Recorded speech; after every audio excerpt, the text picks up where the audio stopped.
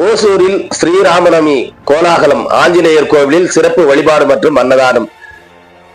இன்று நாடெங்கிலும் ஸ்ரீ ராமபிரான் ஆதரித்த தினமான ஸ்ரீ ராமநவமி உற்சாகமாக கொண்டாடப்பட்டு வருகிறது. அதன் ஒரு பகுதியாக கிருஷ்ணகிரி மாவட்டம் ஓசூரில் அமைந்துள்ள புகழ்பெற்ற பல நூறு ஆண்டுகள் பழமை வாய்ந்த ஆஞ்சநேயர் திருக்கோவிலில் சிறப்பு வழிபாடுகள் மற்றும் பிரசாத விநியோகம் வெகு விமர்சையாக நடைபெற்றது. ஓசூர் மாநகராட்சிக்கு உட்பட்ட ஏரி தெரு பகுதியில் அமைந்துள்ள ஸ்ரீ ராம ஆஞ்சநேயர் திருக்கோவிலில் ஸ்ரீராம சேனா அமைப்பின் சார்பில் ஸ்ரீராம நவமி விழா கோலாகலமாக நடைபெற்றது.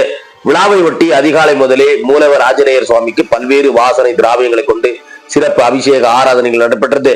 அதனைத் தொடர்ந்து உற்சாக மூர்த்திகளான ஸ்ரீராமன், ஸ்ரீ லட்சுமணன் மற்றும் சீதா தேவியுடன் கூடிய ஸ்ரீ ஆஞ்சநேயர் சுவாமிக்கு மகா தீபாராதனை காண்பிக்கப்பட்டது.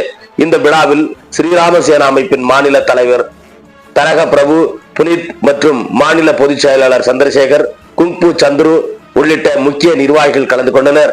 கோடை வெப்பத்தை தணிக்கும் விதமாக கோவிலுக்கு வந்திருந்த நூற்றுக்கணக்கான பக்தர்களுக்கு நீர்மோர் பானக்கம் மற்றும் அன்னதானம் வழங்கப்பட்டது.